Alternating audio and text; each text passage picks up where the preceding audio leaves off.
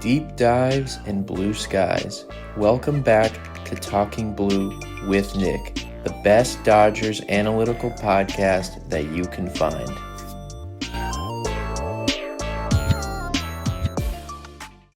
Ladies and gentlemen, welcome back to Talking Blue, the best Dodgers analytical podcast that you can find. I am your host, Nick. You are listening to episode 52 of Talking Blue. Today, we're going to recap the Dodgers and the Blue Jays series that just wrapped up. Pretty fun series. As you guys probably know, Dodgers took 2 out of 3. Unfortunately, dropped the third game, won the first 2. It was a really good series. Pretty bummed that they were able to not come back / blew the game in Game 3. But we're going to talk about all of it. There was a bunch of good performances from the pitching, from the offense most notably. A little up and down from the bullpen, but at the end of the day, it was the best team in the American League coming into town. Dodgers took 2 out of 3. So, before we get into all that, as always, you can get this podcast on Apple Podcasts, on Spotify. Subscribe to the YouTube channel, turn on those notifications. You can follow us on social media at Talking Blue Pod, myself at Talking Blue Nick. I was tweeting through all the Blue Jays games as always, and on Reddit at competitive-week8715. So, there's a bunch of stuff to talk about, so we should waste no time. Get right into that. Quickly, some Dodgers injury updates and stuff like that. There's a lot of updates, nothing really major, but a lot of updates about stuff going on. So Kirby Yates, the reliever, he is going to face hitters in Anaheim. That's who the Dodgers play next, the Angels, during the week. He could go on a rehab assignment. His expected return is like mid to late August, so he's not that far away. Kike Hernandez, early September expected time. He's starting to ramp up all his baseball activities. Hae-Sung Kim, same thing, late August. He should go on a rehab assignment sometime next week. Michael Kopech, another reliever, he's going to face hitters in live bullpens in Anaheim. Again, kind of late August, early September. Roki Sasaki, the pretty much the same news as the last time I talked to you guys. He's going to start a rehab assignment this upcoming Thursday, looking to go only about 3 innings. And then again, probably September is when we'll see him. Tanner Scott, same thing. A lot of these relievers are kind of all clumped together, same timeline. Late August. He also is about to face hitters. He's kind of on the same timeline as Roki. And then there's not really an update on Tommy Edman. He's still a little bit away, and that's pretty much all the updates. So, now that we got that out of the way, let's go ahead and let's get right into these games. We previewed the series, as you guys may remember. Blue Jays were coming into town. Probably the hottest team in baseball. It's either them or the Brewers. Super good offense. Don't strike out. Put the ball in play. Not as much pop, but, Bo Bichette, Vladimir Guerrero, headlined by Scherzer and Kershaw. The one change was that Glasnow and Yamamoto got flipped. It was supposed to be Yamamoto Sunday, which I previewed. It ended up being Glasnow. So Yamamoto will pitch Monday against the Angels. So that's the only change. So let's go ahead. Game 1 was on Friday night, August 8th. Max Scherzer versus Clayton Kershaw. Blue Jays got on the board first in the second inning. Addison Barger hit a single to right field. That was off of Clayton Kershaw, of course. The Dodgers would not score until the bottom of the 5th. Some base runners on. Mookie bats a nice 2-out home run off of Max Scherzer. This was a pretty cool moment. Probably best swing of the season for Mookie. Obviously, early in the season when Mookie played well, he had that walk-off home run. But it's one of Mookie's better swings in a long time for sure. Puts the Dodgers up 2-1. Later on in the 7th, another Mookie RBI. Fielder's choice, runner on third. Mookie hit the ball hard in the hole. Alex Freeland scored on a throw from Bo Bichette, so it's now 3-1 Dodgers. Later on, a Will Smith walk with the bases loaded would make it 4-1, and then Teoscar hit a sac fly to make it 5-1. The Dodgers would win by a score of 5-1, and Clayton Kershaw for 6, Anthony Bonda for 2/3, Ben Kasparius for 1 1/3, and then Blake Trinan for 1. Non-save opportunity, but Dodgers get the win. Clayton Kershaw gets the win. Clayton Kershaw pitched very good. His final line, 6 innings pitched, 7 hits, 1 earned run, 1 walk, 4 strikeouts. Only threw 74 pitches. So that's where we'll start. We'll talk about Kershaw. I talked about it in the preview series. I was kind of nervous for Kershaw, not because I don't think he's capable of beating the Blue Jays, but he's not a big strikeout pitcher, doesn't get a lot of swings and misses. The Blue Jays do not swing and miss. So I kind of said that what Kershaw was going to need is a lot of soft contact, ground balls. That's exactly what Clayton Kershaw did. There was multiple double plays that the Blue Jays hit into. There wasn't too much hard contact. Kershaw had a lot of leadoff base runners, and they would get wiped away. So he kind of did a perfect job, kind of just maneuvering the Blue Jays lineup, ground balls to Mookie, Max Muncy, a couple bloopers, just soft contact all the way. Really, the only hard hit ball on the night was when Addison Barger hit that base hit to right field. Kershaw was really good. He didn't have the as electric stuff as Max Scherzer, of course, but he didn't give up any homers like Max Scherzer did. He limited the hard contact. It was really good stuff from Kershaw. He only had 1 walk, which was a walk to Vladimir Guerrero, I think, in the 6th inning, which was his last inning, and then he was able to get a double play with Bo Bichette at the plate. So Kershaw was really good. It was really cool to see. Everyone, like I said, was really excited. I was nervous that Kershaw was just going to get singled to death. And early on, it was kind of looking that way. I was ready to tweet out this was my fear of what was going to happen. But credit to Kershaw. He just kept, like I said, maneuvering around some base runners, soft contact. Actually did get a decent amount of whiffs in the game. Like I said, he had 4 strikeouts. I believe he had 10 whiffs in the game. I don't have it in front of me. I'm sorry. But once again, Kershaw has just continued to pitch well. And he's got really solid numbers on the year so far now in a good amount of innings now. He's got an ERA of 3.14 and 71 and 2/3 innings. Now he only has 46 strikeouts, so he's got a really low K percentage. Like I said, 71 innings, only 46 strikeouts. But he's in the 81st percentile in ground ball rate, so he's just keeping the ball on the ground. Unlike Max Scherzer, I highlighted how him and a couple other guys in the Blue Jays give up homers. He keeps Clayton Kershaw keeps the ball on the ground. He's gotten his walk percentage way down early in the year. That was kind of an issue for him. It is no longer an issue. 79th percentile in walk percentage, 94th percentile in barrel percentage, 81st percentile in ground ball percentage. When you have a guy like Kershaw who has basically no stuff at all, not throwing hard, basically never getting over 90 miles an hour, nothing electric, what you're going to need is to pound the strike zone and to keep the ball on the ground and basically limit, damage. I've mentioned this before. It might be confusing because there's barrel percentage and hard hit percentage. Barrel percentage in the 94th percentile, that's good. He's not giving up many barrels. Hard hit percentage, he's in the 16th percentile. What that basically means, a barrel is technically like a perfect hit ball.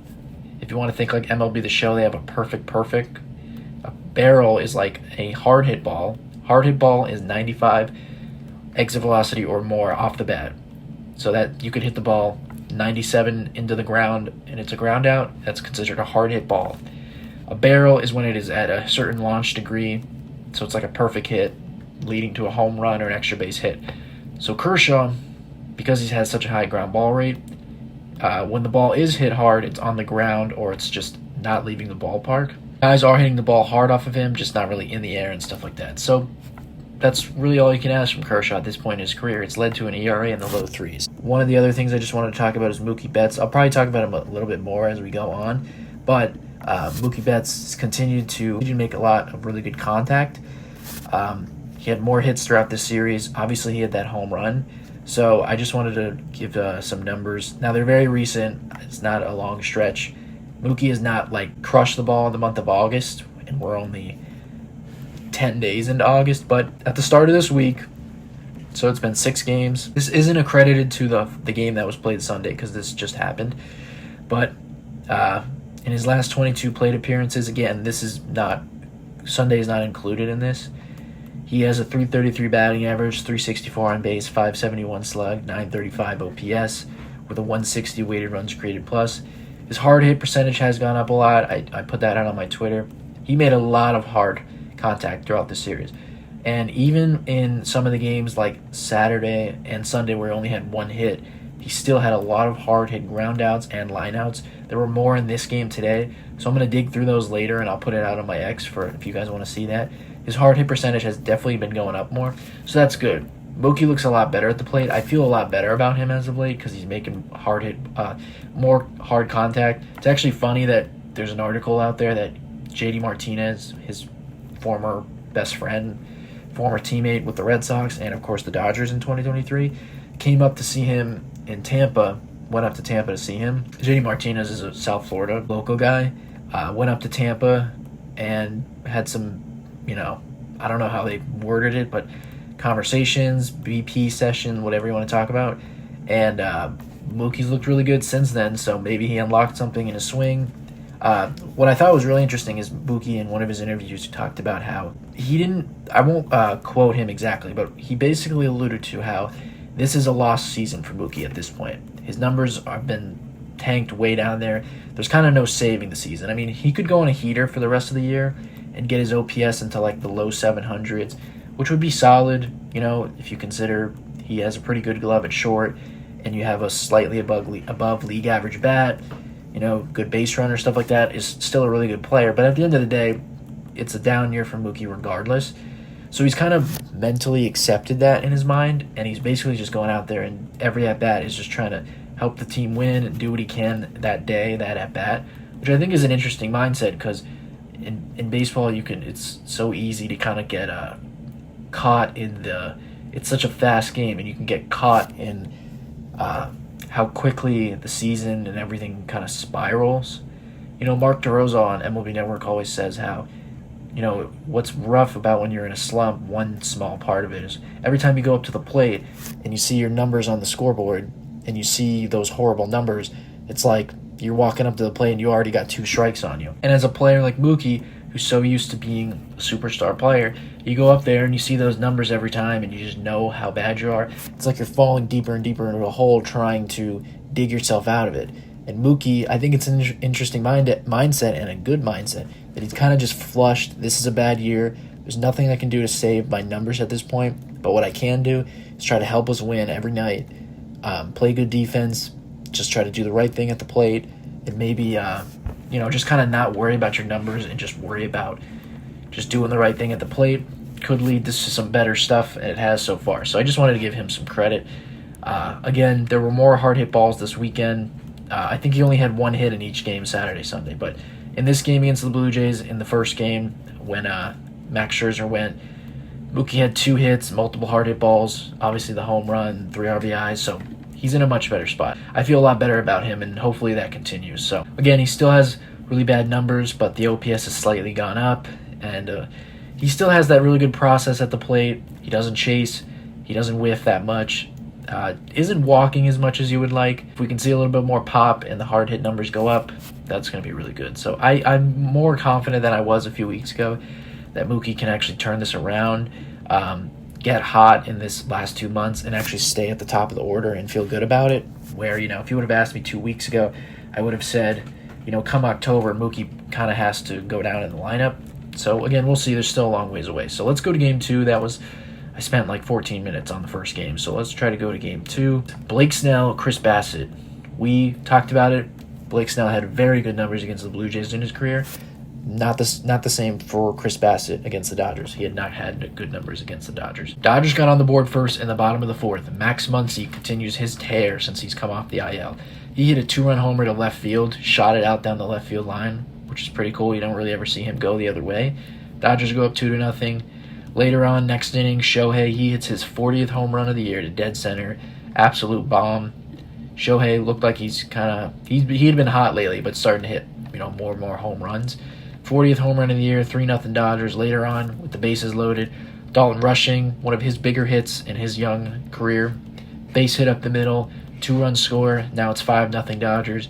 Mookie Betts would then single off the glove of the third baseman, kind of down the left field line. That brought in 2 more runs, 7-0. Some more hard contact for Mookie. So the game's kind of getting broken open. Andy Paz would then double down the left field line. 9-0 Dodgers. And then later on, Ernie Clement would homer to make it 9-1. But the Dodgers would win by a score of 9-1. So, Dodgers get the win. Blake Snell goes 5 innings. Brock Stewart 1, Jack Dreyer 2.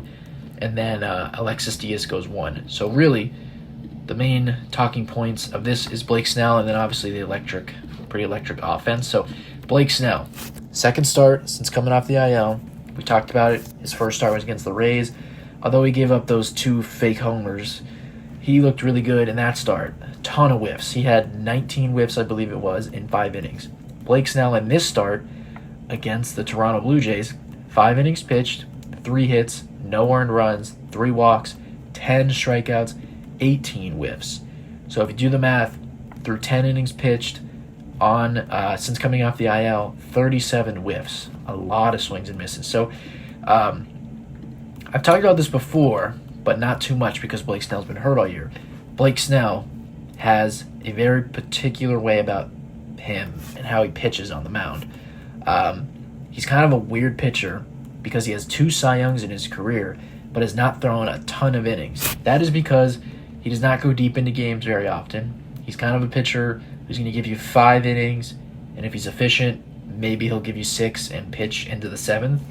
But that's kind of been the arc of his career. The first game against the Tampa Bay Rays, he had no walks, not the Blake Snell experience. Get what I'm saying? This start against the Blue Jays was more of the Blake Snell experience. So, Blake Snell threw 90 pitches, so again, didn't throw a ton of pitches, but it was like the 4th inning, and Blake had like 70-something pitches. So, again, what I mean by the Blake Snell experience is he kind of nibbles a lot. I wouldn't even call it nibbling as much as he never gives in. It's probably a better way to explain it from a pitcher's perspective. He's not giving in. If he's down in the count 2-0, he's not giving you a free heater. He's going to throw in a changeup and try to get you to whiff or foul it off. He's not even afraid to walk you because he's one of the best pitchers ever at pitching with traffic, pitching with runners in scoring position. He's always been one of the best in the game at that. He always has high strikeout numbers, high whiff numbers, so you can be a little bit more lenient when he gives up walks because he's going to get strikeouts, and it leads to him pitching out of jams. So this start was the Blake Snell experience. I tweeted it out.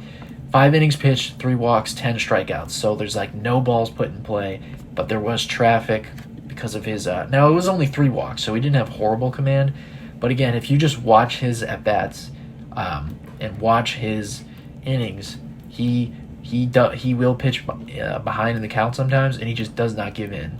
So it's good because usually that will lead to like not giving up a lot of homers and stuff. So regardless of all that, he's looked very good since coming off the injured list. One thing I didn't really know about Blake Snell, because I haven't seen him pitch, and this is obviously his first year with the Dodgers, is how he actually is a induced vertical break guy. I've talked about that before. Induced vertical break, it's like how much spin do you put on the ball? He averaged in this game 17 inches, which is pretty good. To give you some perspective, the best in the game is Alex Vesia, who has like 21 inches of induced vertical break on average. His best was 20 inches, so he has a very lively fastball. Fastball velocity was up in this game.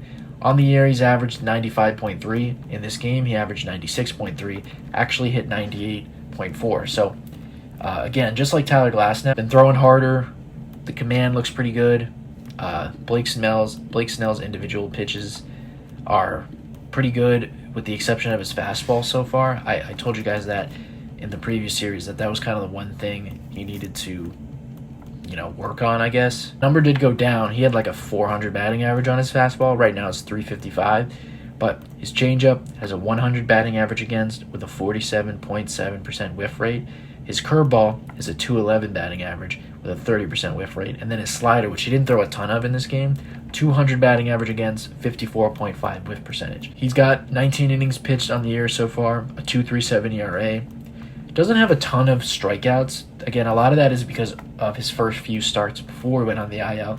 He wasn't getting many swings and misses and many whiffs. But he has a 34.4% whiff rate, so a ton of whiffs in these first 2 starts. And again, if we can get this guy into the postseason, it's really what you want, because a guy who misses bats like that is vital for the postseason. And he's such a pitcher who would be perfect for the Dodgers because they want you to give him 5 innings in the postseason.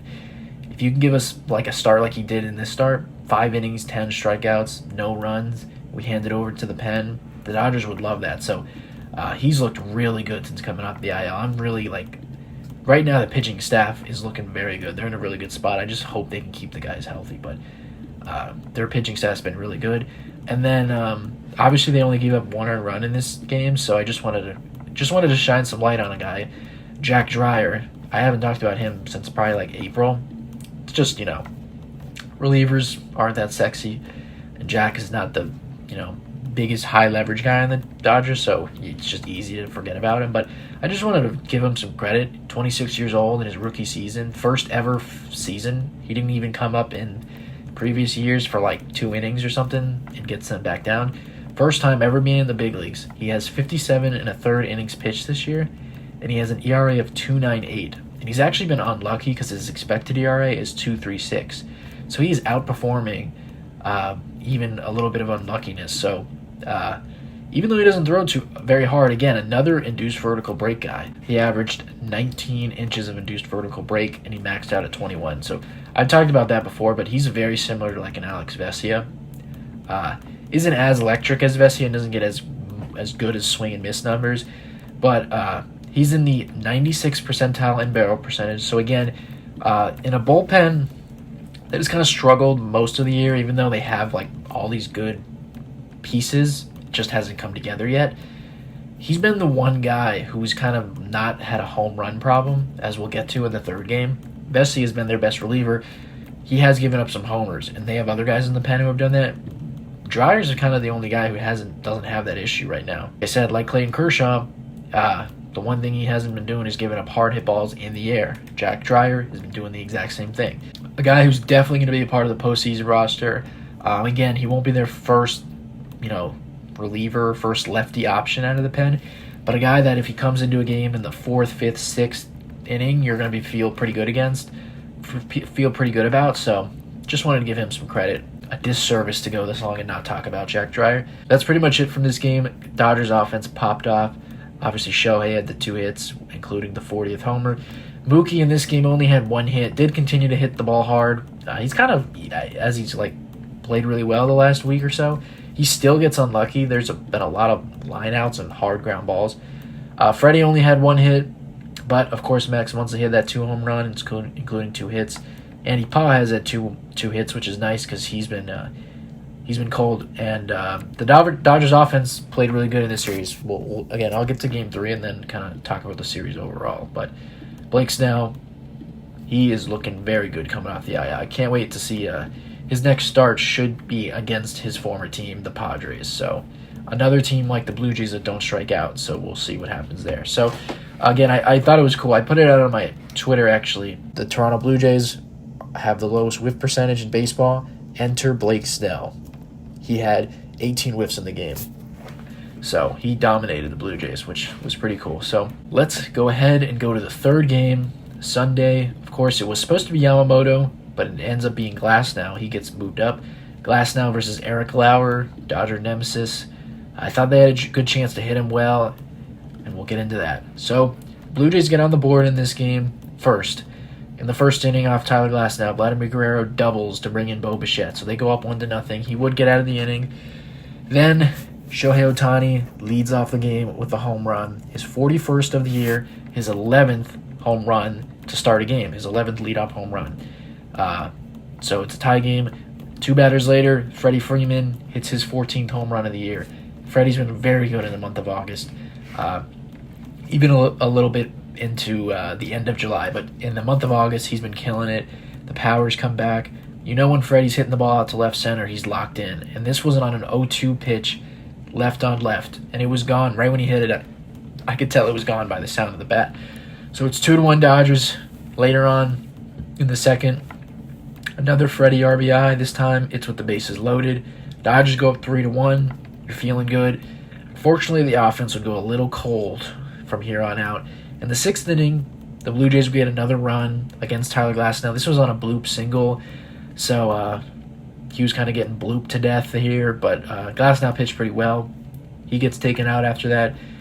Go ahead to the 8th. Blake Trinan comes in to the 8th inning to try to lock down the 8th inning. Dodgers are up 1 run. Vladimir Guerrero hits a home run off Blake Trinan to tie the game. The next batter, Addison Barger, hits a home run to put the Blue Jays up. So back-to-back home runs, that hurt. Because Blake Trinan has struggled a bit since coming off the IL. Immediately give up 2 home runs, both on sliders, which are his best pitch. His ERA is not in a good spot now. They got to figure him out, but we'll get to all that. 8th inning, the Dodgers would tie the game on another Freddie Freeman walk. With the bases loaded, Jeff Hoffman was on in the 8th inning. The Blue Jays just absolutely unleashed their pen to try to get this win. He had no command. Walks Freddie Freeman, bases loaded, 4-4. Conforto would come in to pinch hit. He pops up. So it's a 4-4 going into the 9th. Clement is one of the best contact bats in the game, not a power bat. But he homers off of Vesia to give the Blue Jays the lead. Dodgers would rally in the 9th inning. They left Hoffman out there, which was an interesting move, but they kind of emptied their pen, so they had no choice. Pages would walk, then Max Muncy would walk. Alex Freeland comes up, gets a sac bunt down. So it's 2nd and 3rd, nobody out, one out. Alex Call then comes up and he walks. So the Blue Jays are forced to go to their second to last guy in the pen. They bring in Jason Fluharty to face Shohei and Mookie with 1 out and the bases loaded, the tying run on 3rd, the winning run on 2nd. A long at-bat to Shohei. He threw him sweeper after sweeper, and he gets Shohei to strike out. Shohei chases the sweeper, which would have been ball 4. Then Mookie came up. He grounded out in the force out, so the Dodgers lose. They left a ton of runners on base. Tyler Glasnow for 5 2/3, Anthony Bonda for a third of an inning, Robleski for 2/3, Kasperius for a third, Trinan for 1, Vesia for 1. Vesia gets the loss. So, ton of stuff to unpack in this game. 1, I'll go over Glasnow quick. Glasnow again was very good. Glasnow goes 5 2/3, 4 hits, 2 earned runs, 4 walks, 8 strikeouts. Glasnow threw 86 pitches. Early on, this just shows how good Tyler Glasnow is, because he did not have his best stuff or command, especially the command. He did not have his best command throughout this game. And it's kind of weird. He continues to not have the best command in terms of walks this year, which has been a problem throughout his career. But last year with the Dodgers, he was pretty good at pounding the strike zone, considering how big he is and stuff. But it's been an issue for him so far this year. As his stuff has gotten better, and he's been really good since coming off the IL. It hasn't really affected him, but, you just 4 walks, you would like to see him better. It's kind of funny, though. Early in the game, he had a couple walks. The velo was a tad down, and then the command wasn't great. So it wasn't looking like a great outing, but through the 4th, 5th inning, he kind of locked in with that command, pitched into the 6th. Obviously, he had that bloop single that took him out of the game. But it just shows how good he is that he's able to kind of, manage his way through it, even without the best command. 8 strikeouts. He had 13 whiffs in the game, I think. So the stuff was still really good.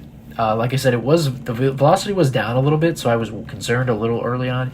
But then he maxed out at 98, so, it's probably just, he pitched on a little bit shorter rest. It's hot out there, so, maybe just was feeling a little bit off. But again, you can't ask, when a guy goes out there who is as good as Tyler Glasnow and he kind of doesn't have his best stuff, for him to go out there and, just give up 2 runs, get 8 strikeouts, and pitch as good as he did, that's really good. So Glasnow's been great, and his numbers on the year so far now, he's got 52 2/3 innings pitched, 64 strikeouts, an ERA of 3.08.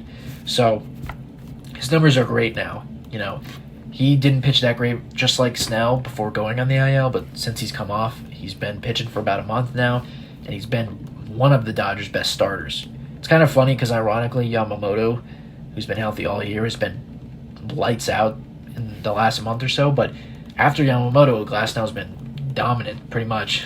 He's in the 73rd percentile in whiff percentage and the 89th percentile in K percentage. Now, the walks are still an issue, no doubt, but he's also getting a lot of ground balls, which is good. So, if you're going to have base runners because of the walks, you would at least like some ground balls to help get out of it with double plays. That helped him. That definitely helped him in this game. He had a couple double plays. And obviously, he's going to get strikeouts. The curveball, it's just absolutely dominant. Again, his pitches so far, his four-seam fastball has a batting average of 188. Now, what's weird is his slider this year has not been good. It's was a good pitch for him last year. His slider has a batting average of 321. Just for reference, last year it was 200. So I don't know what's wrong with his slider this year, but to make up for that, his curveball has a batting average against of 073, under 100, and it's got a 30%. It's got a 50% whiff rate. So his curveball is one of the best pitches in baseball, and it's one of the best curveballs in the game.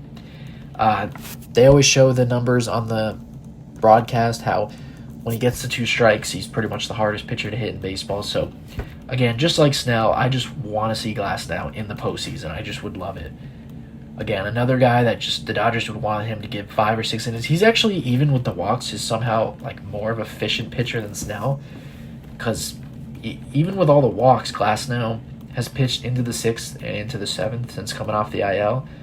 So, again, I gave some of these numbers to you guys before, but since Glasnow has come off the IL, which was July 9th, the Dodgers have the second best ERA in baseball. You can look at it a bunch of different ways. July 9th to where we currently are, which is August 10th. Overall, the Dodgers have the second best ERA in baseball when you include starting pitching ERA and bullpen. They are second behind the Red Sox. And then, if you just go to starting pitching ERA, they are 4th. Now, in the month of August, which has been a little bit over a week now, they are number 1, and it's actually not close. They have an ERA as a team of 2.15, which is first in baseball. The next closest is the Guardians with a 2.55. And then when you just go to starting pitching, they are number 1 with a 1.24. The next closest is the Cubs at 1.73. So their pitching the last month has been very good, and especially in the month of August. That's what you want.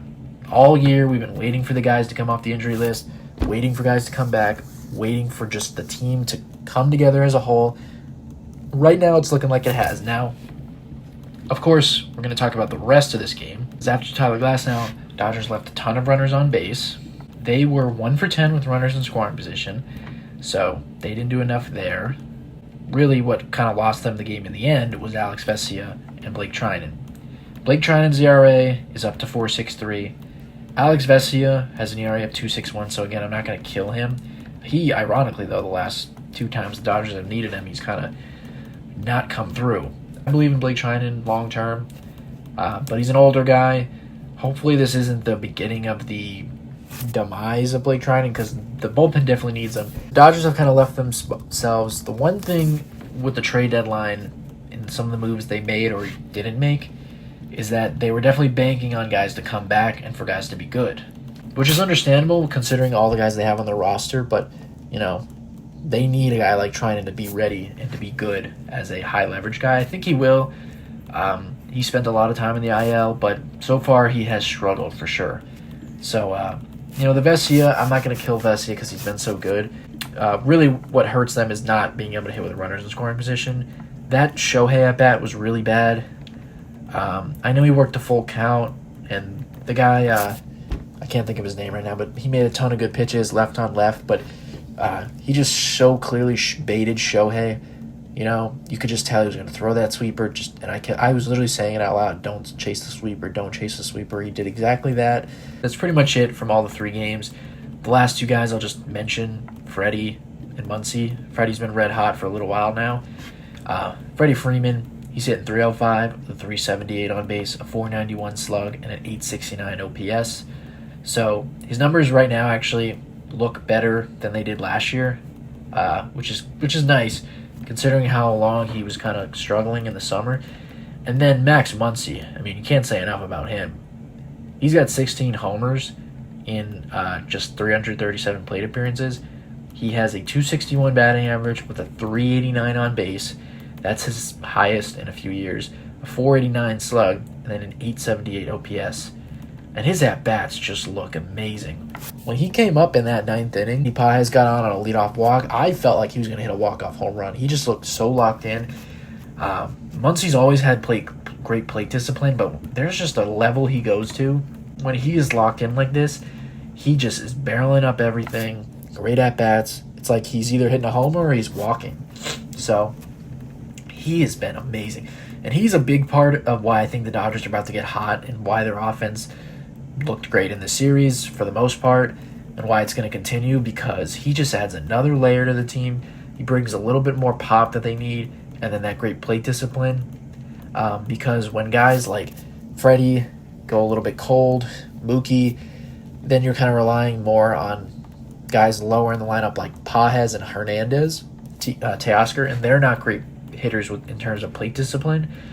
So Muncy kind of brings another, valuable thing to the table there, after the first 3-4 hitters. So he's been great. And then it's kind of funny, Will Smith, we've been kind of waiting all year to have like the big three, Shohei, Mookie, and Freddie, get hot at the same time, which is starting to look like that's happening. And ironically, Will Smith, who's been the Dodgers' most consistent hitter from just every at bat to at bat. I know Shohei's been their best hitter and best player, but Will has been the best hitter in terms of just never slumping. He's literally never slumped all year until the last week and a half. He didn't do anything in this series, literally, except for a couple walks. So it was a good series. If you would have told me going into this weekend the Dodgers are going to take 2 out of 3 from the Blue Jays, and then you also added on stuff like Mookie was going to look really good, the pitching was going to continue to be good, I would be pretty hyped. So it sucked. I was greedy. I wanted them to get that sweep. I'm disappointed they didn't get the sweep. They struggled for as long as they did.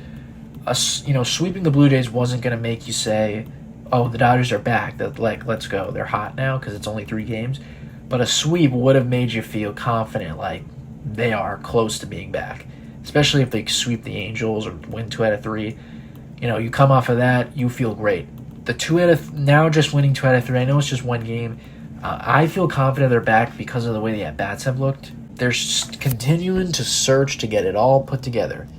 Right now it seems that they have the health of the rotation, not just the health of the rotation, but the rotation's pitching well, mixed together with a pretty good offense. Again, it was only 3 games, so we'll have to see how they play this week against the Angels, who are no pushover. The Angels actually swept the Dodgers earlier in May, and then eventually the Padres. But I feel confident saying the offense, is looking good now. The last part is the bullpen, which, again, has been very up and down as of late. Going into this week against the Cardinals, the bullpen had been locked down the last couple weeks. Wasn't as great against the Cardinals. Obviously, Messier and China gave it up in this game.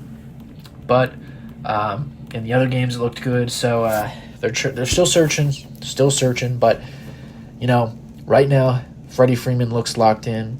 I really like Alex Freeland's at-bats. He looks like, again, shortstop of the future, I think. We'll see. We'll see if he even stays up here. But he made a really nice catch in that game that Kershaw pitched at second base. He had some more good at-bats. I believe he had an RBI single in this series. He had that sac bunt. Looks like he's athletic. I really like him. He looks like a guy who can play all 3 infield positions. Mookie is heating up. Again, I don't have all the numbers in front of me because the numbers on Fangraphs aren't updated because the game just ended, but he's hitting the ball harder. I'm going to put some of those numbers out on my X so you guys can see. Eddie Martinez, thank you. Mookie's looking a lot better. Muncy, he might be the most locked-in hitter on the team, which says a lot considering he just came off the IL after a month. And the three MVPs are looking good. He looks like he's the most locked in. He looks so good right now. Again, Teoscar and Pages were up and down because in the first 2 games, Teoscar just literally swung at every slider thrown in the other's batter's box, but he still did have a couple hits, almost left the yard in Game 3 off of Eric Lauer, and then Pages did have a few hits, so and his plate discipline does seem to be getting better. He had some more walks in this game. Michael Conforto is the one guy who's not hot. Conforto might have deked the Dodgers. I told you guys about this, but Conforto's been bad all year basically. I thought the Dodgers should have got off him at the deadline. He kind of fooled the Dodgers into getting hot in the month of July. He was one of their best hitters in the month of July. And I think they were trying to trade for Steven Kwan, but it just couldn't happen because of the asking price. And I think that they were either going to trade for a guy like Kwan or it was going to be a platoon guy. Because if you trade for a full-time left fielder, then you're, pushing out Conforto. And they didn't want to do that, I think. They traded for Alex Call, who is per se a perfect platoon guy to go with Conforto. But of course, Conforto got hot before the deadline. They kept him, Now he's gone like 1 for 21 or something like that since the trade deadline, so that kind of sucks. But, he still has decent swing decisions, so, maybe he'll heat back up. I'm hopeful. But all in all, it was a good series. I gave you guys the numbers on the rotation. The offense is looking good. I would like to dig into more numbers on the offense, and I think they kind of did break out in this series. Again, they kind of screwed themselves in the last game, not hitting with runners in scoring position. But when Freddie's going out the other way like that, Shohei seems to be locked in. I know he had a horrible at-bat in the ninth. Even though it was, I can't say horrible, I guess, because he did run it to a 3-2 count, but everybody knew that sweeper was coming, and he still chased it. Sometimes you're going to lose those games. So, the offense looks good. Now, I would have felt like they were hot if they swept that series. Instead, they win 2 out of 3, so it's just a, good series. They would go to Anaheim to play the Angels. The Angels are no pushover. They're, I believe, about a 500 team. Solid team that can hit a little bit. But they don't have great pitching, I think, so the Dodgers offense needs to stay hot. Don't go to Anaheim and let me see you, lose a game because you didn't hit or something like that. Yamamoto will go Monday. And then I think it'll be Sheehan Tuesday, Emmett Sheehan, and then Shohei will pitch against the Angels on Wednesday. And then after that, we know who you're facing on the weekend. So this should be a nice tune-up. I don't want to say tune-up because I don't want to be the Angels are a pushover. Don't lose I don't want to see a 2 out of 3 loss or something to the Angels. Win at least 2 out of 3 and preferably sweep. Go into that Padres series hot. All right, I'm shaking my camera because I'm go into that series hot. Take advantage of the Angels and some of their bad pitching. Stay hot in that series. Put up some runs. I need to see good at-bats from Mookie, all the guys, but especially Mookie. I would like to see Paz and Teoscar break out a little bit, and especially Will Smith, because this was the first week he kind of looked cold all year. And then the pitching staff's just got to keep doing its thing. I have a good feeling they're going to have some really good numbers in the month of August in terms of their pitching staff. And then, the last thing is just the bullpen. You got to stop with the home runs. I saw a number that was very frightening. The most home runs allowed out of the bullpen, the Rockies were first. I think the Angels were second, and then the Dodgers are third. You're not going to win the World Series if you're giving up too many homers out of the bullpen. The home runs from the bullpen will kill you. So they got to figure that out. Series from the Dodgers. Took 2 out of 3 from the Blue Jays. It's time to build on that. Go sweep the Angels. Hopefully I'm able to preview that series. I believe I will be able to. Thank you guys for listening as always. This podcast on Apple Podcasts, on Spotify. Subscribe to the YouTube channel. Follow us on Talking Blue Pod. On social media, follow myself at Talking Blue Nick and Reddit at competitive-week8715. Again, thank you guys so much for listening. We will see you guys at the preview series between the Dodgers and the Angels.